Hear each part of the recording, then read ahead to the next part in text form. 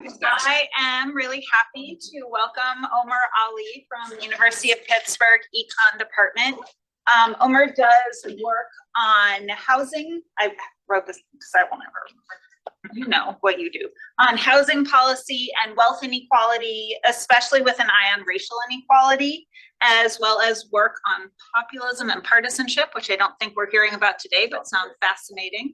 And we're going to hold off on questions for the first few minutes. We don't want to do the econ classic of getting stuck on the title slide. Afterward, you're welcome to ask questions econ style as we go along. So I will please. Thanks so much, Sarah. So my name is Omar. I'm an assistant professor in Pittsburgh. Today I'm going to talk about this project looking at the impact of federal housing administration on racial inequality. So first, let me give you some motivation for why I wanted to work. The first observation is that in the United States, racial disparities are not only pervasive, but actually quite deep. Pretty much every socioeconomic outcome that we measure, there's a detectable, statistically significant racial disparity between white and Black households, white workers, etc. And one of the largest disparities is in wealth.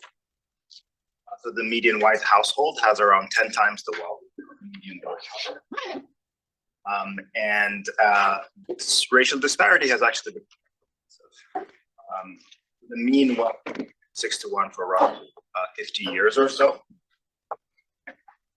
As sort of, if we're social scientists and we're trying to understand where racial disparities come from, including racial disparities in outcomes like health and education, employment, and things like that, having such a large disparity in wealth, which is such an important determinant of other outcomes, should make us wonder whether we can explain other racial disparities if we understand where wealth disparities.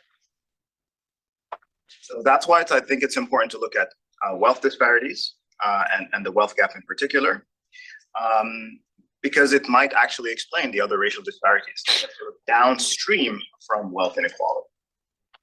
And why look at housing? Why study housing markets? Well, in the US, for families outside of the top 10% or so, most wealth is caught up in residential real estate. And the way in which most households accumulate wealth is through the depreciation of their family home.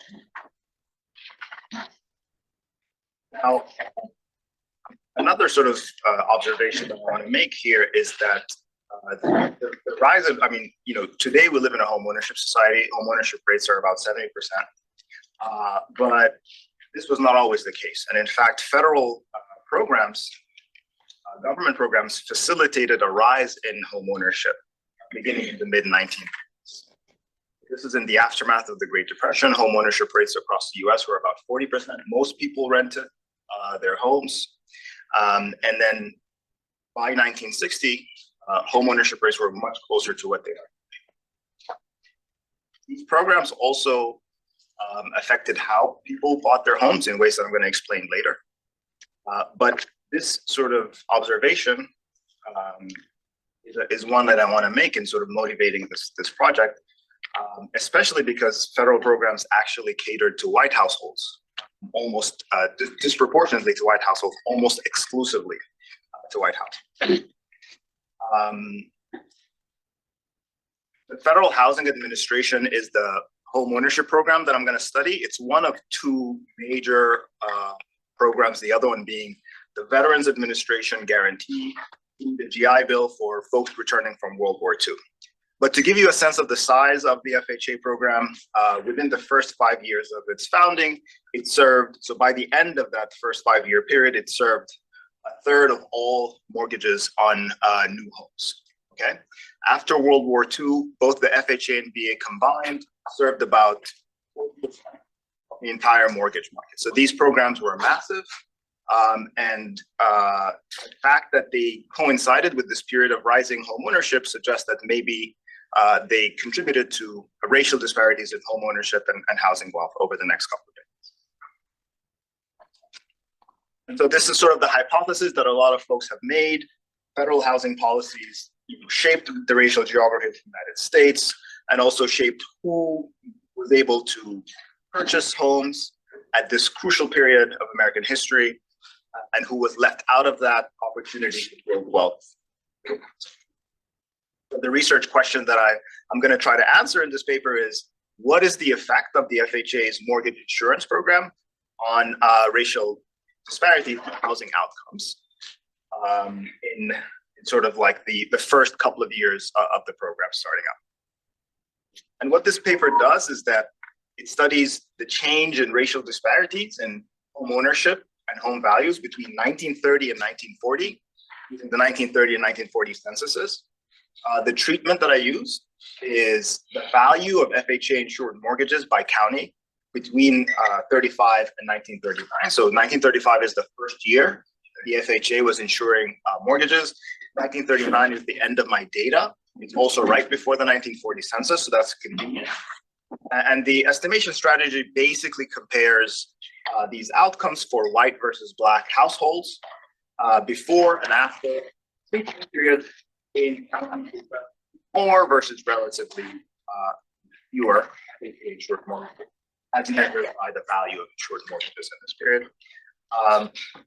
Where the FHA decided to insure mortgages is endogenous to a lot of things. And so I use an instrumental variable to try and get at the direct effect, the causal effect of the FHA on these housing outcomes.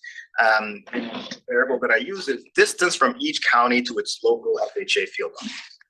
The FHA was a federal program, but when mortgagees applied for insurance, they had to send all their documents to a local field office. There are about 50 or so field offices throughout the United States. Each one had very clear jurisdictions, and luckily, jurisdictions ran along county boundaries. So for each county, there's one field office that you have to apply to. And so I use the distance from each county to its local field office as an IV. And then I look at possible mechanisms. The findings so far are that it had a negligible effect on the racial disparity in home ownership, but an expansionary effect on the racial disparity in home values. Now, how could this be? This was primarily a home ownership program. I propose one mechanism, which is that the FHA accelerates white suburbanization between 1930 and 1940. And I show that there were higher rates of white suburbanization in counties where the FHA acted, but not Black suburbanization. And that there was higher home ownership rates among white suburban households in these counties.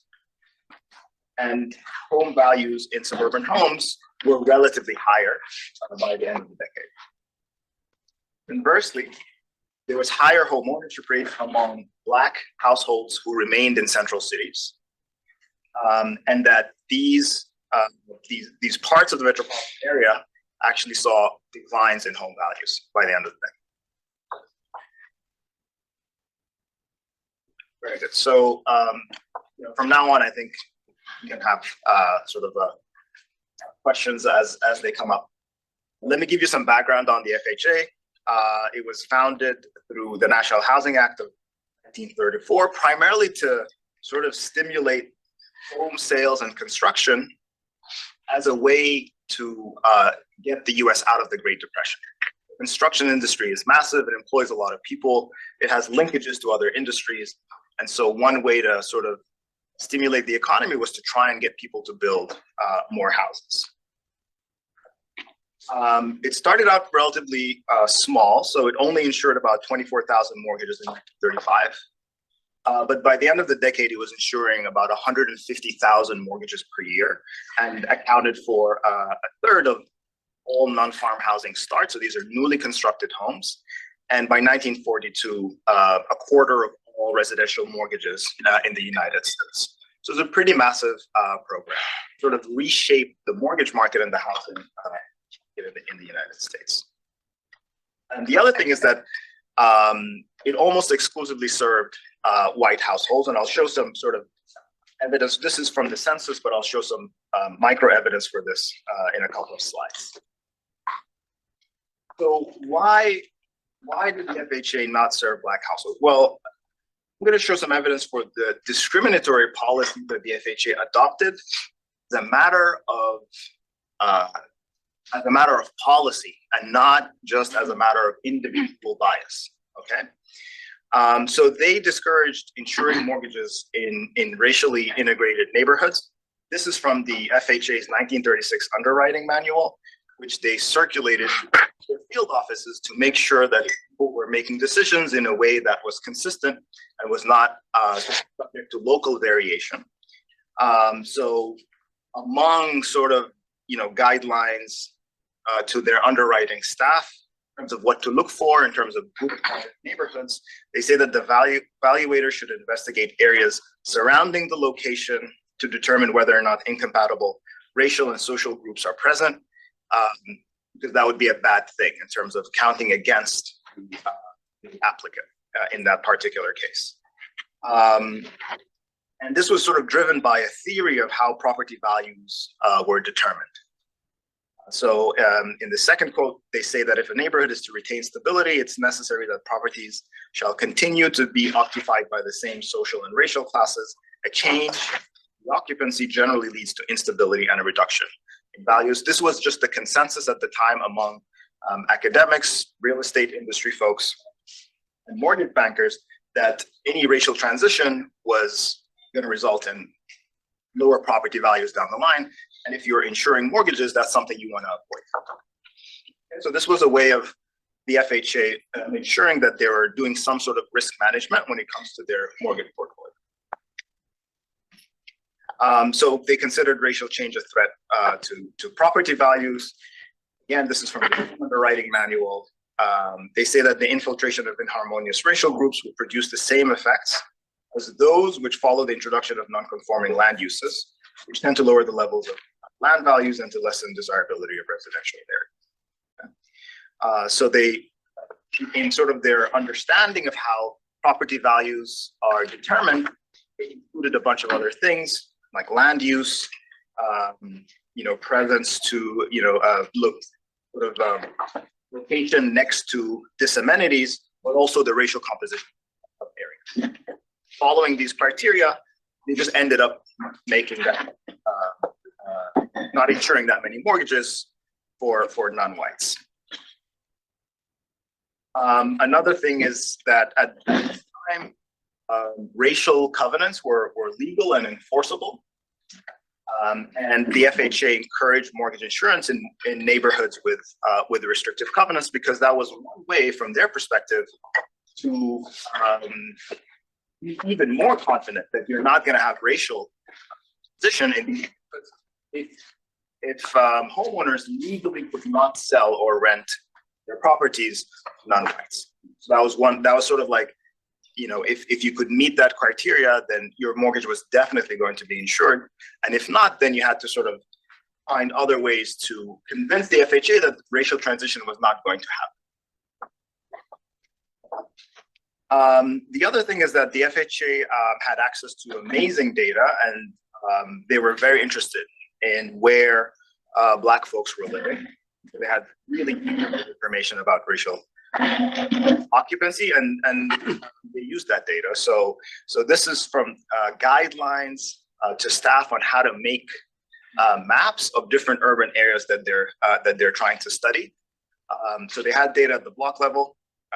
In here, they're asking the staff who are drafting these maps to draw a line around all blocks in which 10% or more of residents are of a race other than white. And these maps would then be used in decisions about where to insure mortgages. This is an example of maps that the FHA drafted. They did this for a bunch of different urban areas wherever they thought it would be helpful to have sort of a reference point for staff to use when they're deciding whether to insure mortgages or not. So this is the Black share of census tracts in Chicago. But actually they had even finer level information about where folks were living. So this is block level data where blocks where one Black family lived in Brooklyn. They had access to this data, and they used it in their insurance decisions.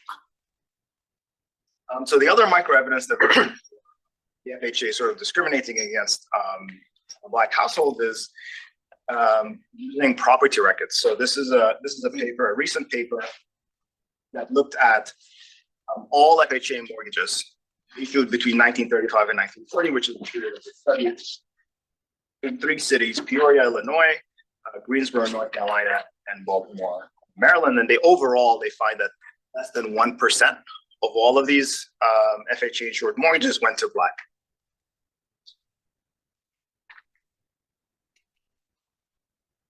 Okay, so I'm going to transition to talking about how I'm going to try to estimate the effect of the FHA program on the housing outcomes. So I'll talk a little bit about the data. So my dependent variables are home values and home ownership, and those I obtained from the decennial censuses. And then later on, I'm going to want to find out where folks moved between 1930 and 1940, and for that I just use sort of the crosswalk where we can see households in 1930 and who they are in 1940, and link them across these 2 censuses. So the treatment variable, I mentioned this before, it's a measure of FHA program intensity. The underlying data is the cumulative value of mortgage insurance between 1935 and 1939 by county. So all the variation is going to be coming from this sort of county level variation. And I operationalize it by basically taking the per capita value of this measure. And now for the instrument, as I mentioned earlier, I'm going to calculate the distance from each county to the county that contains the FHA field office. For that, I use a jurisdictional map from the FHA archives at the National Archives. And that's going to be sort of a measure of how likely is it that your county is going to be treated. Yes. So for the per capita value of mortgage insurance, are we to understand, so it's a measure of program intensity, but is it also reflective of home values in an area? Like, what, for people who don't understand mortgage insurance, can you break it down? Like, what does that reflect? Yeah, that's a good point. It could be, so if you have huge differences in home values, and you just have the cumulative value of FHA mortgage insurance, it could be that we're looking at a county that shows up as having been intensely treated, but actually just has larger homes, right? So there's 2 things I want to say to that. One is I also have another version where I look at, instead of the per capita value, divide by the median home value in a county, and that seems to work. The other is that the FHA program actually targeted a very specific part of the market.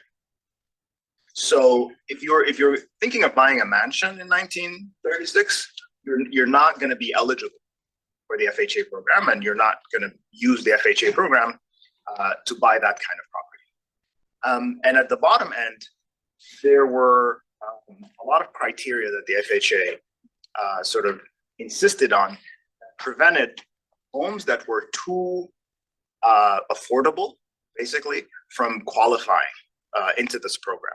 And in fact, the annual reports suggest that the FHA was getting pressured to try and cater to people who were purchasing these homes who were lower down the income ladder. They were like, well, we would love to, but there are all these construction criteria that we really need these homes to meet, and if they're not able to meet them, they just can't participate. So it's a very specific segment.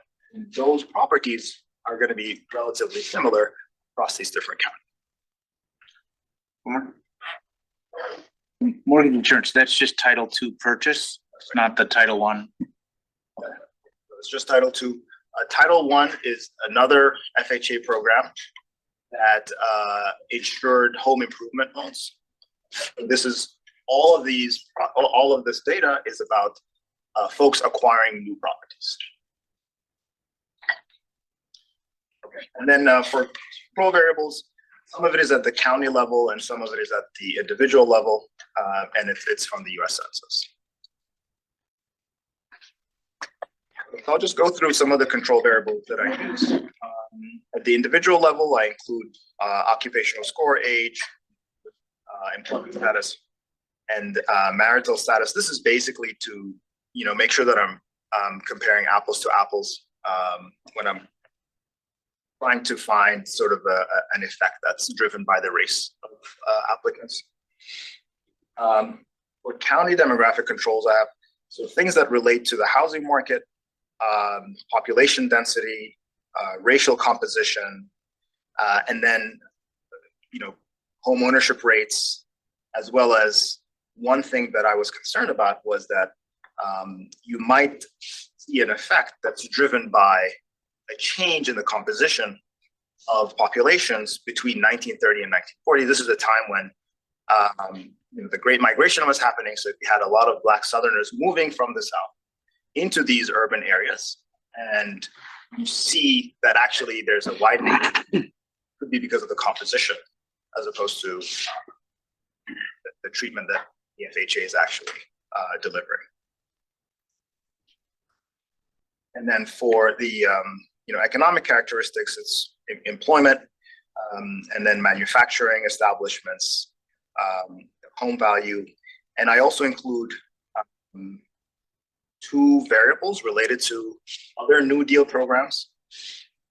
So all New Deal loans between 1933 and 1939, and then the value of Homeowners Loan Corporation refinancing between 1933 and 1936. And I want to take a moment here and talk a little bit about the HOLC. So I hadn't mentioned it thus far. HOLC is actually more well known than the FHA because they drafted these maps called residential security maps in the 1930s that have sort of come to represent what we think of as redlining. But the HOLC program, as you can see here, ended in 1936, and it was primarily refinancing mortgages of existing homeowners who were delinquent, and the government was trying to prevent them from being foreclosed on, and in a way, sort of saving the banks that had extended their mortgages in the first place. After this sort of refinancing period, so they refinanced about 1 billion mortgages, and they were actually pretty equitable when it came to whose mortgages were refinanced. So Black homeowners actually received a relatively large share, and in some cities, a higher share than white homeowners, maybe because they were more likely to be delinquent, but they were certainly a part of this program, and the HOLC catered to them as well. After the program ended, they were holding a lot of properties that they had refinanced, and now they needed to deal with what to do with them. That is when they drafted their HOLC maps, residential security maps, to inform staff about what to do with this portfolio property. Those maps have survived. They've been digitized, and now we have access to them through the Mapping Inequality project. And they've been used to sort of look at all types of contemporary outcomes or long-run outcomes. But the HOLC did not use them to make refinancing decisions, and the FHA did not use them when it was making its mortgage insurance decisions. So it's an important program, but it's sort of limited to this period in time. So I control for that because it had a big effect on local housing markets.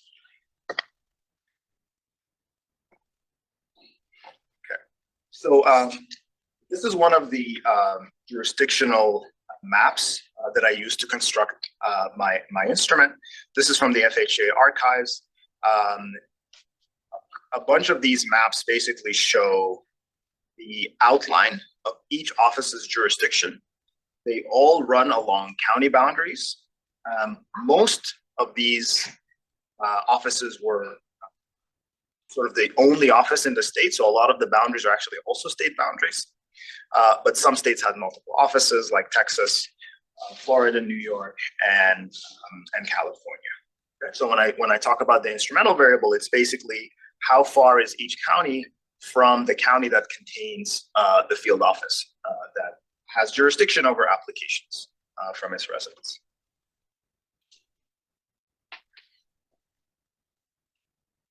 All right, so this is the main estimation strategy. It's a triple difference in differences. I'm basically trying to estimate the effect of black versus white households before versus after the start of the FHA program, counties with relatively high versus relatively low FHA program intensity as measured by the per capita measure that I construct. And then I include the control variables that I mentioned earlier, as well as state fixed effects, and in some specifications also county. Errors are going to be clustered at either the county or the metropolitan area. So for identification, I need to sort of find something that is potentially correlated with the FHA, but not correlated with other things that might be omitted variables. So I use distance from the local field office as an IV. So why do I do this? Well, previous studies have done something similar. So these are studies that look at the effect of the HOLC program. And the HOLC also had the regional field offices, way more than the FHA actually. So there's a lot more variation. And I need this instrument to satisfy two assumptions. One is that actually distance from FHA office is meaningful, so it's predictive of the value of the per capita value of FHA mortgage insurance or whatever other measure of intensity. And I'm going to show you the first stage results in a second. And the second assumption that I need to make is that it only affects the racial disparities that I'm looking at through the FHA program. Okay.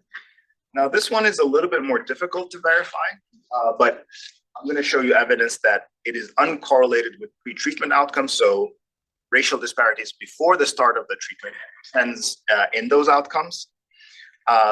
It is correlated with things like the measure of segregation. So in earlier versions of the paper, I had results on the effect of the FHA program on segregation. And so those results might be a bit sort of suspect. All right, so first, thinking about where these field offices were located, because it's kind of important to think about whether their own location was potentially endogenous. There were 57 offices in total. Mostly there was one office per state, except for large states that had multiple offices. And within sort of states, roughly 2/3 were in the most populous county in the state, okay, which kind of makes sense. You want to be close to the area that you're going to service, but it's reassuring that not a higher share in the most populous county. And a similar share was also in the county with the largest urban population. So the FHA program was not just an urban program in the sense that, it was not just a metropolitan area program in the sense that it also catered to small cities. Anything that was not a farm basically was eligible for FHA mortgage insurance. So here, I want to look at these pre-treatment outcomes and the distance from FHA field office. So one outcome that you might be concerned about is that, these offices are locating in places that already have a high racial gap in homes, like that.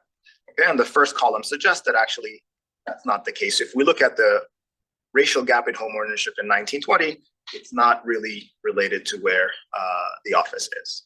And same thing for the racial gap in home ownership in 1930. If anything, the coefficient is negative, but it's pretty small. But what about the change in the racial gap in home ownership between 1920 and 1930? Could be that they're locating in places with different trends in racial disparities, and a similar result emerges. It's not really correlated with distance from FHA field office once we control for county strength. And same thing for the racial gap in home values in 1930. Now, unfortunately, I can't do a similar trend analysis because 1930 is the first census where we have reported home values, but this is reassuring. Not so for this measure of racial segregation. It does seem to be correlated with distance from FHA field office. So this is sort of suggests that maybe they are locating differentially in places that are more segregated. So help me understand distance. Is it distance from the housing unit or the county? It's all county. Oh, the county centroid to the. Yes. So county central to county center. And is the distance a factor? Because the homeowner doesn't actually interact with FHA, it's the lender. That's right. Yeah. It's really the local lender then has to either has more oversight or less oversight from FHA, or is it something about the transaction costs? Yeah, that's a great question. So what is it about distance that could be generating potential first stage? Yeah, so there's a couple of things. One is the transaction costs. If you're in the same county or in the same field office, it's easier for you to get there. And in the 1930s, transaction costs are not negligible. You're gonna be sending documents back and forth, or maybe potentially going there. The first thing. The second is for new construction, FHA staff actually had to visit the site, sometimes multiple times. Okay, and that's just going to be easier if you're closer to the field office than if you're slightly further. So that's why distance makes sense in this case. The why county? Well, first, the data is available at the county level. So a lot of mortgage administration happens at the county. Right? So the county is the unit of relevant unit of administration. So for these two reasons, distance kind of makes sense to look at. You know if these field offices doubled up with other types of field offices, like Social Security field offices or something, which might help with the exclusion restriction argument? Yeah, so that's a great question. So reading the sort of early annual reports of the FHA, they're sort of trying to make decisions about where to locate. And a lot of cases, there'll be an existing federal building. Like, oh, turns out there's like an empty floor, we should try and nab it. So I suspect that there might be some correlation between existing program offices. Although when Social Security becomes sort of widespread, might be around the same time, actually. So Yeah, but maybe that would help you if they're mostly deciding where to put it in terms of for the Social Security purposes, and then they're just kind of tacking this on. Yeah, no, absolutely. I think you're right. Potentially, if they're moving to places where there's already some office there set up because it's more convenient, not necessarily because of the characteristics of the local housing market, that would be even more convenient. Is it different if you use the dissimilarity index from like 1920 or 1930? Because this is prior to a lot of great migration north. I haven't done that. I could do it. I think this already makes me reluctant to push in that direction, but I think it's worth seeing. Have you looked at this where you exclude sort of the counties or the metros where the field office is located?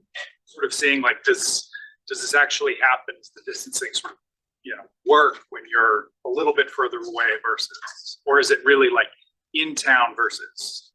Yeah, so the distance matters a lot, sort of at the lower end. Once you're beyond like 40, 50 miles, kind of doesn't really matter.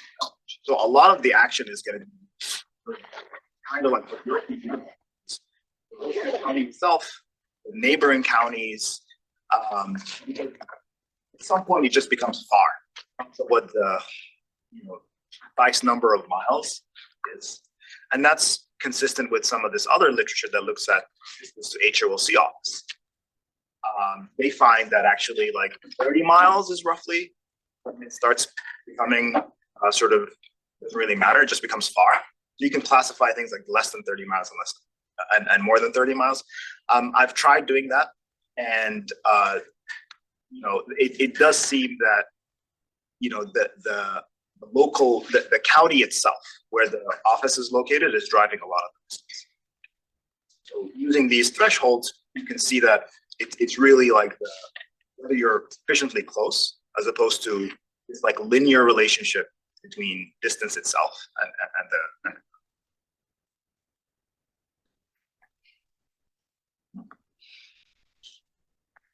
okay, so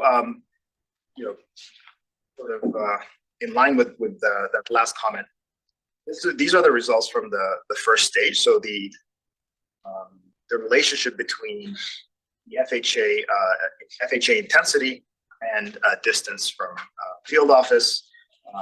The coefficient is negative, so it suggests that the further away you are, the less intensely treated the county is, and the F test sort of holds up even after adding state fixed effects and county controls, which is reassuring.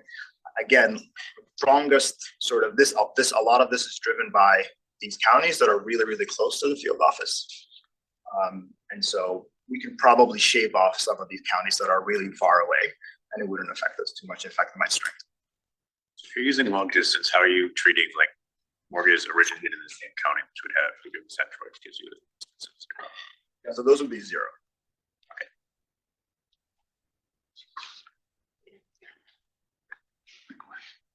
Okay, so how robust is this dependence? You can remove sort of the top 5% of counties by population, by urban population, population density and size, but not much more than that. So I can remove the top 5% and the relationship holds, but removing the top 10%, basically the relationship goes away. I haven't tried this with only the counties that are super close to the field office. It might work, but just keep this in mind that the relationship kind of holds when you have the entire sample there.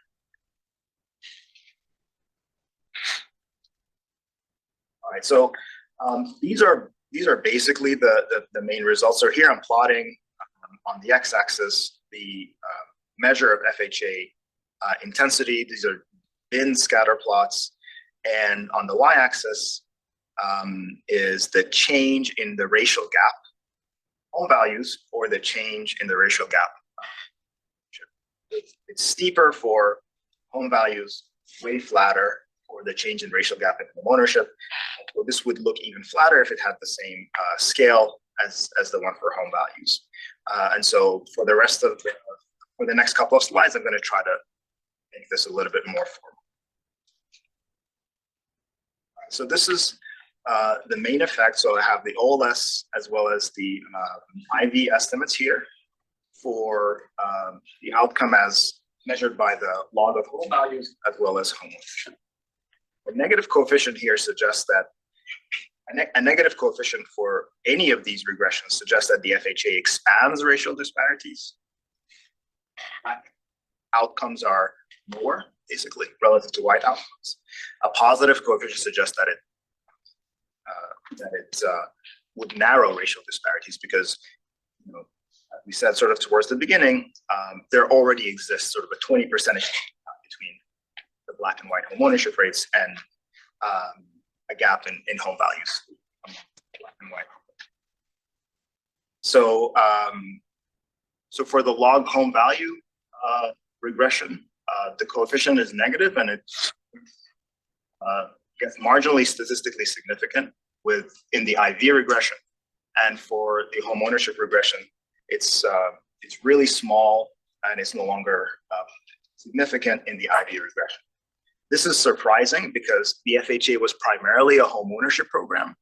So the first variable that you would expect the program to affect is home ownership. And I'm going to try and sort of explain what I think is going on later on. This is consistent with another paper that looks at the sort of broader effect of all New Deal programs on the racial gap in home ownership.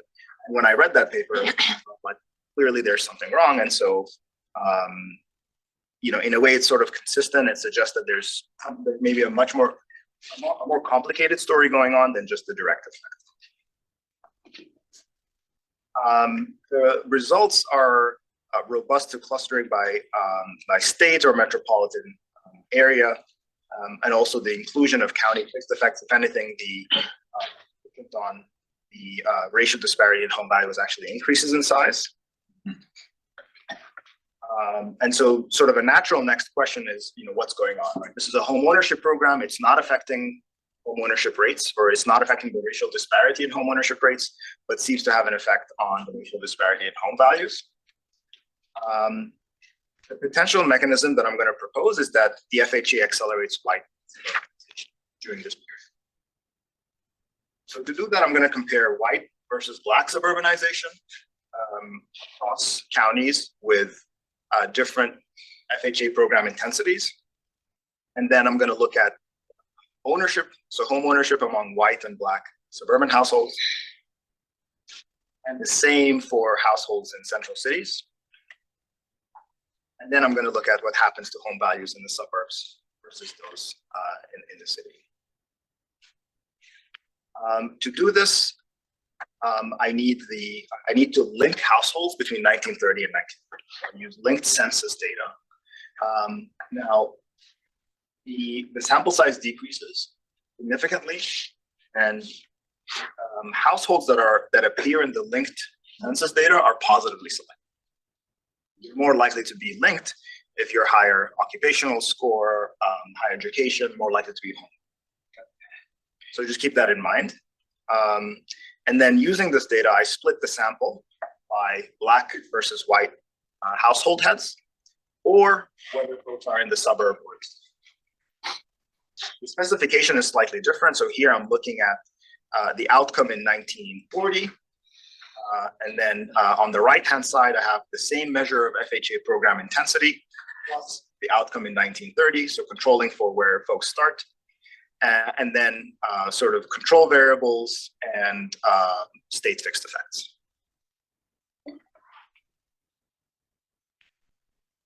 All right, so the first result suggests that so this is the IV estimate of this beta coefficient,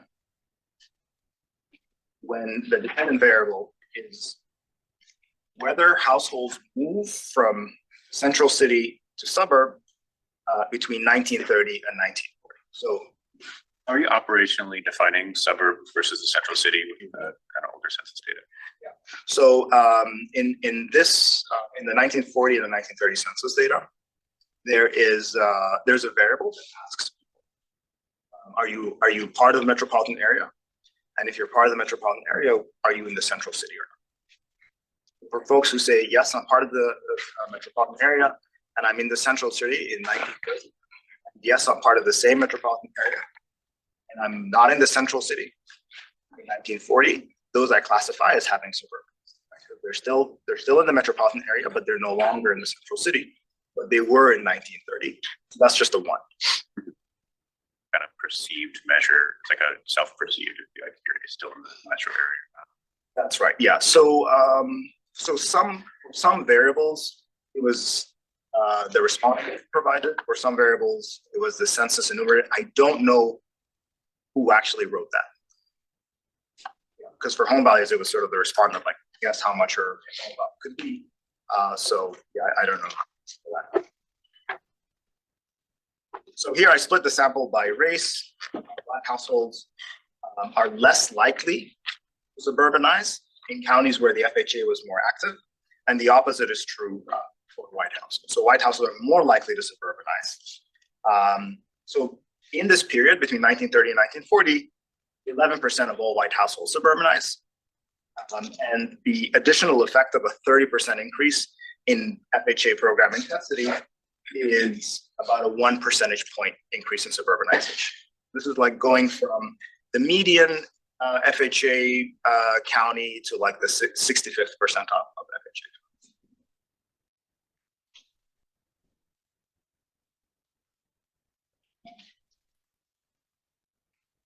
All right, so now conditional on suburbanizing. What is the effect on home ownership rates, right, in 1940? Again, I split the sample by race. So, the results for Black folks on the left and white households, that triangle. And you can see that conditional on suburbanizing by 1940, white households have a higher home ownership rate. And then this is relative to counties where the FHA was less active. So this is just comparing counties where the FHA was more active to counties where the FHA was less active. And the coefficient for Black households is super noisy because not that many Black households are living in the suburbs actually at this point. But it's sort of the opposite of what you see for white households. Well, what about home ownership among households who remain in the central cities? We just saw home ownership among households who have moved to the suburbs. Well, you see the exact opposite effect. So here, the FHA has a positive Black home ownership rates, conditional on having remained in the central city, right? And a negative effect on white home ownership rates, conditional on having remained in the central city, which is the exact opposite of what we saw. Okay.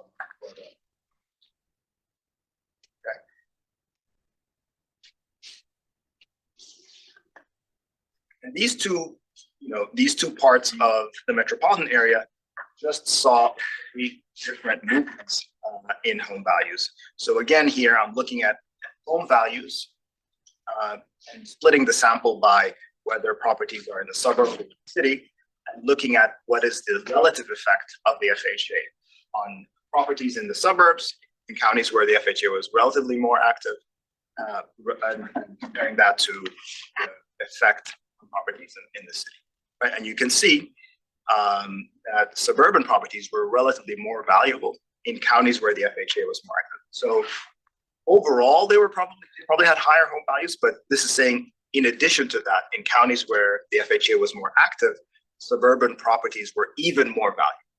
And the opposite is true for central city properties. So putting all these results together, it suggests that, well, in counties where the FHA was more active, white households had an opportunity to move to the suburbs and probably were becoming homeowners after finding properties in the suburbs, leaving a stock of homes in central cities that probably saw price declines, and as a result were more affordable to Black households who were not eligible for the FHA program. First, because the FHA was not going to insure properties in central cities. And so they had to go to a conventional mortgage market in order to make these purchases. And if you're going to take out a conventional mortgage, then just the dollar amount of house that you could afford was a lot lower. So for a lot of folks, the declining property values probably made those properties affordable, and then reported them in the census in 1940 as lower. Have you looked at if your measure of FHA intensity leads to an effect in segregation, like the dissimilarity index between 1930 and 1940? So in an earlier version of the paper, I did look at that. But you found the pre-trend. On the pre-trend, and so okay. I haven't focused on that. I mean, it seems like your results are suggesting to me that FHA's policies had an explicit effect in sort of cementing segregation, which could also, be driving the sort of effect of this measure on home values that you're seeing. But right, absolutely. I mean, this is sort of like the micro story of segregation, right? It's like you're moving white households to all white suburbs, and then central city, which maybe started out a little bit more integrated, by the end is way less integrated. And so for whatever measure, this process probably increases the value in this period. So I think segregation is core to this story. Maybe I should try harder to include it. I guess another question, do you look at anything on foreclosures later? Is this something that's prevalent? I mean, you talked about the whole, I guess, step in to prevent some foreclosures, probably. But. So I'm not aware of on foreclosures in this period.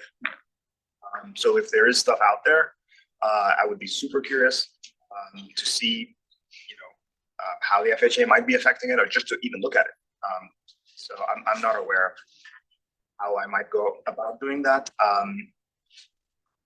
The HOLC actually here might play a role, because at some point they needed to get rid of their property portfolio, and a lot of that was through foreclosure. And there's sort of speculation that the reason why these HOLC maps do have these long-term effects is that in red line neighborhoods, they were more likely to foreclose on properties than in green lined neighborhoods. They're more patient with those. But as far as I can tell, data on foreclosures, that's part.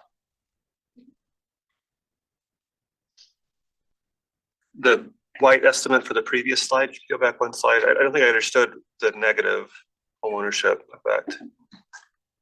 So this is basically conditional on white households remaining in central cities. In counties where the FHA was more active, they're less likely to be home. Is there an explanation?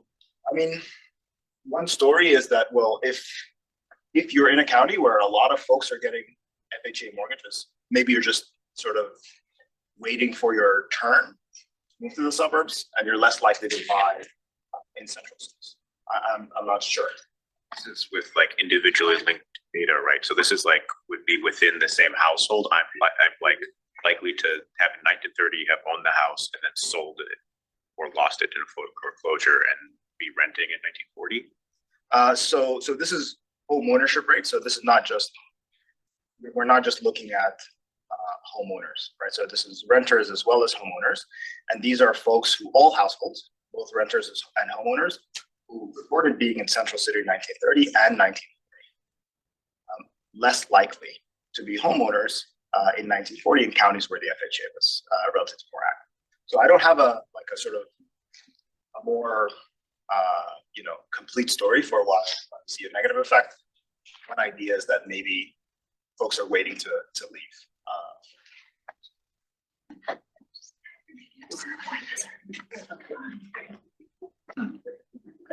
Could it just be negative selection, like the people who are not able to move?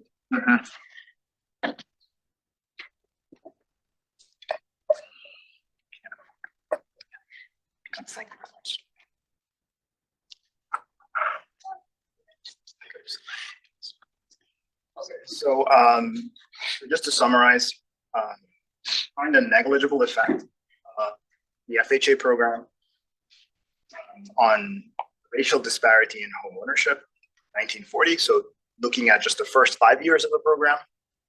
At the same time, it seems to have an expansionary effect on the racial disparity in home values. So to reconcile these two results, by suggestive evidence, the FHA accelerates white suburbanization. In terms of contributions, this paper estimates the effect of one of the most important homeownership programs on racial inequality and identifies an institutional source of racial disparities in home values through federal housing policy. Paper also expands the literature on redlining by shifting the focus to the FHA, which was the federal agency that was making insurance on new mortgages instead of the HOLC, which had a much more limited role in housing markets during this period. Thank you guys so much.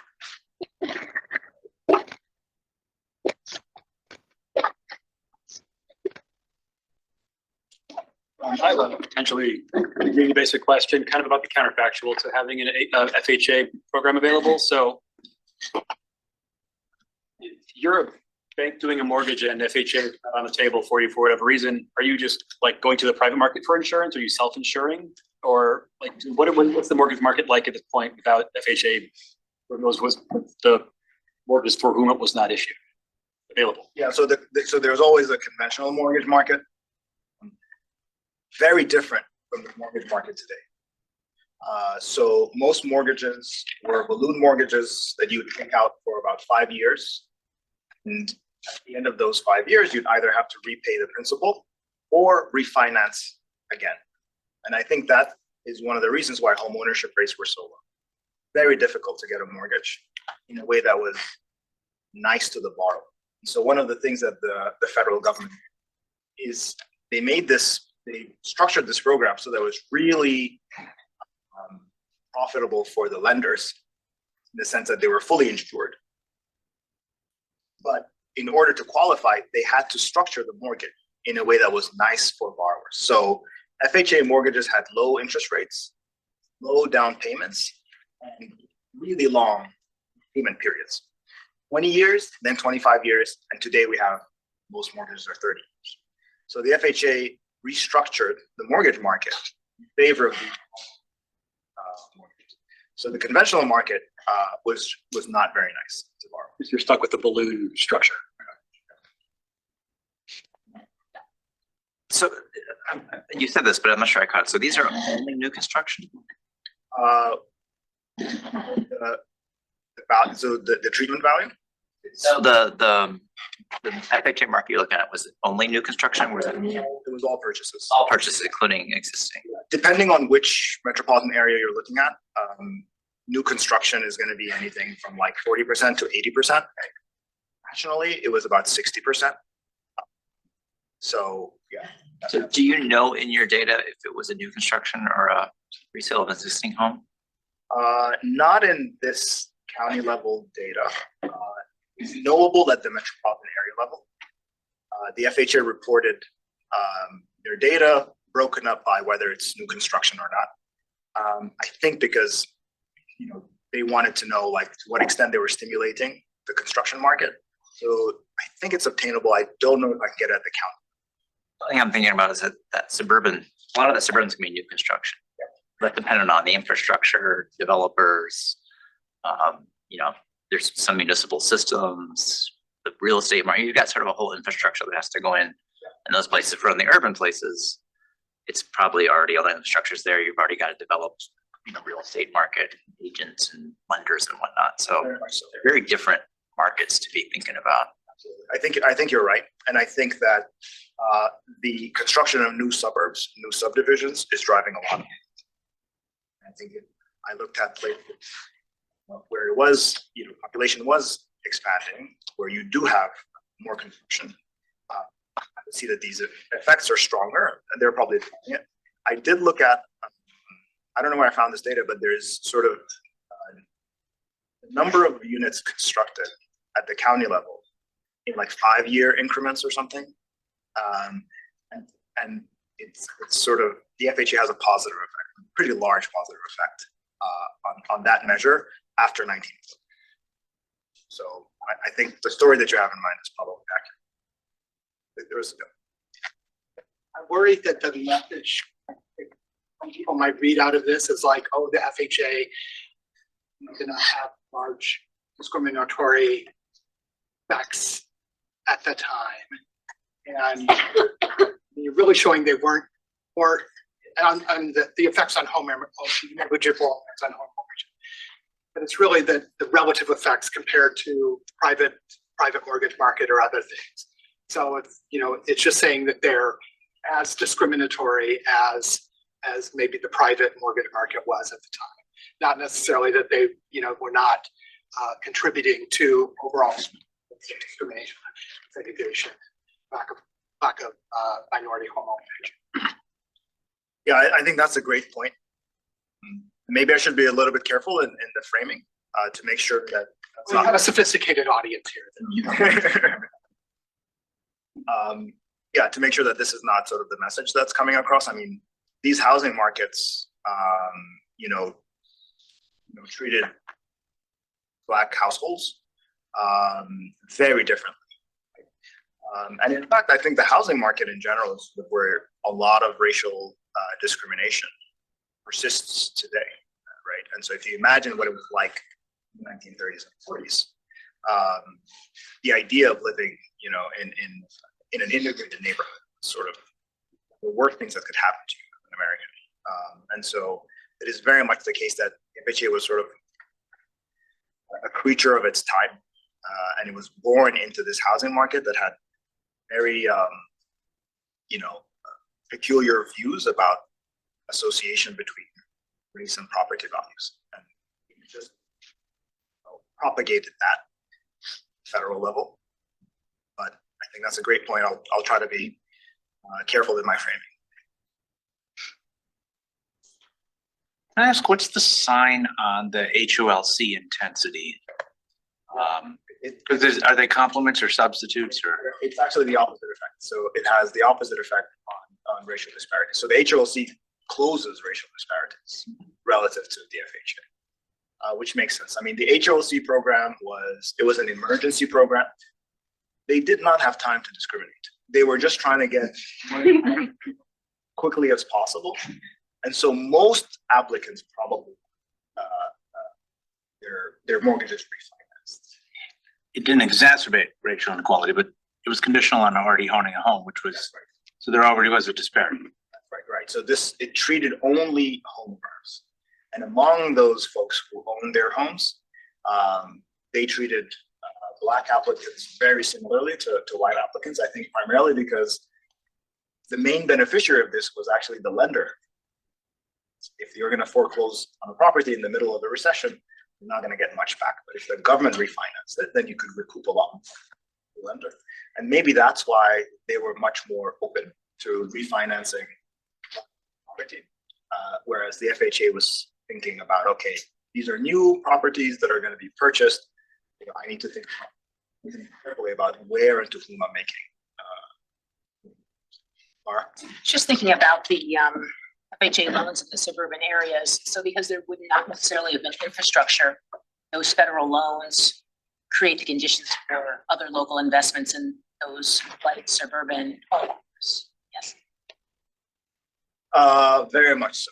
Yeah. So, if you are a developer and you are thinking about where you're going to do business, this had a huge effect on the kinds of properties that you're going to develop, where you're going to develop them, and who you're going to allow. So in the early years of the FHA, they liked properties and developments with racial restrictive covenants.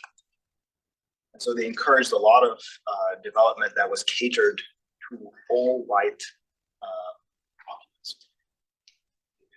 And so if you have that, and today, for example, a lot of the places where the FHA was more active in Pittsburgh are dominantly white neighborhoods, very high socioeconomic status.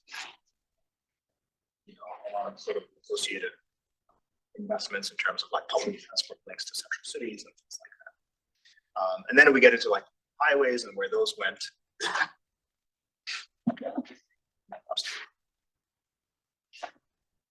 I think in your analysis, you have like county characteristic controls, but it might also be nice to have metro area characteristic controls, because I worry that part of what you're doing is essentially comparing the biggest metro area in the state to the smallest, potentially much smaller metro areas in the state.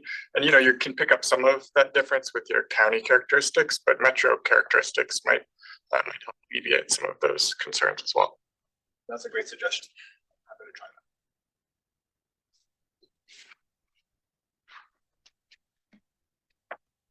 As you were setting up the history and everything, I think you set up my expectations anyway for this to be very impactful policy in widening racial gaps. And two of the three points you have, one is suggestive white suburbanization, and the second one is no difference in home ownership. Is that an ineffective policy point, or is there some other Square the circle for me. Yeah, I mean, going into this project, I was expecting huge coefficients for the effect of the FHA. I mean, there's a couple of things that could be. One is that, you know, households responded and things that are sort of muting the effect on home ownership. The second is that this is still early days in the FHA, that later on we see these effects sort of take shape over the 50s and 60s, essentially. So that's sort of like peak white flight, right? The third is potentially data challenges. So variation at the county level, trying to use variation at the county level to get at a metro area level story. That might be it. So it could be a lot of one of these things, or maybe something else that I'm not thinking about. But it would be nice to sort of really understand, trace out this effect, first of all, by looking at later years. As far as I can tell, I'm still hunting for sort of data on the FHA program in the 1950s. I'll take county level data and find it, and then trying to sort of look at more disaggregated data on who received FHA insured mortgages within metropolitan areas using real estate records, and trying to see if that's the right level. I have a project on that that's just starting. Are FHA offices, are they all feds, or is it like a policy program and it's like devolved to the states to actually implement? Yeah, so that's a great question. This was a federal program. So unlike the GI Bill had a state control for how to administer the sort of benefits, but the FHA was a federal program. And so these underwriting manuals went to all staff in these offices, and they were told to sort of stick to the rules in terms of how you adjudicate these applications. Were those rules like kind of like a formula, or was it more of that kind of looser language where they had a little bit of leeway for the decisions? Yeah, so they also had like more formulaic stuff. So tables where they asked them to rate the borrower, and then rate the construction quality, and then rate amenities, and then rate the neighborhood. And I think they even had like a numeric scale. So they were pretty, they were serious about folks following.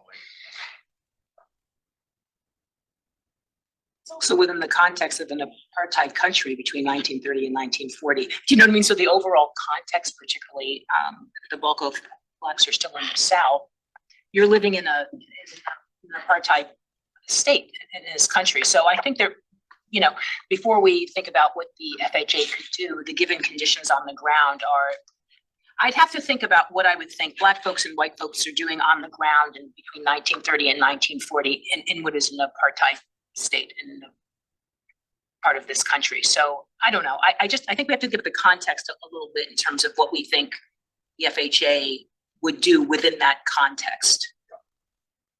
Yeah, I mean, that's a great point. People don't have the access to vote. I mean, people have all kinds of things happening simultaneously. So home owning and that potential sounds fantastic in the context of a situation where you're living in an apartheid state. You don't have the right to vote. You don't have the right to basic social civil rights for 25 more years. So, sure, I think the program should work, but it's within a certain context. So anyway. Yeah, I think that's a great point. So certainly within the South, I think the story of how the FHA affected outcomes is going to be slightly different.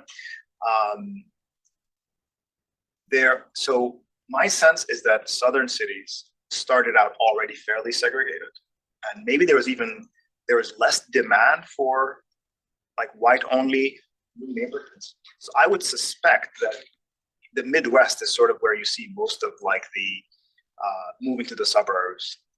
I mean, I'm just comparing sort of my experience in Durham, North Carolina, and Pittsburgh, right? So in Durham, 1940, the city was like 100% segregated. So you could potentially remain in the central part of the city and still buy a property through an FHA insured mortgage because it was already fully segregated. I think in parts in like sort of the industrial Midwest, much more integrated central cities that created demand for these new all white suburbs. Are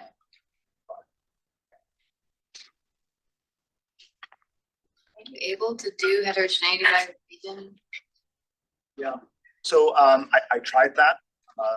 It's not great because starting out with a sample of about like 2,000 counties. And so I start running into like issues with small sample sizes. I suspect that there are going to be very different stories based on the region, Northeast, Midwest versus the South.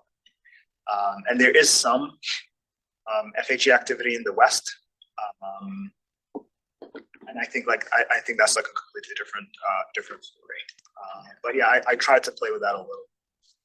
Nothing sort of worth reporting at this stage, but something I'm thinking of revisiting because recently I got comments along the lines of like, hey, a lot of these dynamics are going to be region specific, so it's really important to figure out what's happening. And it's not just like national story.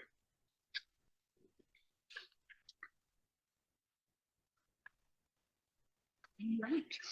Join me in thanking Omer for sharing.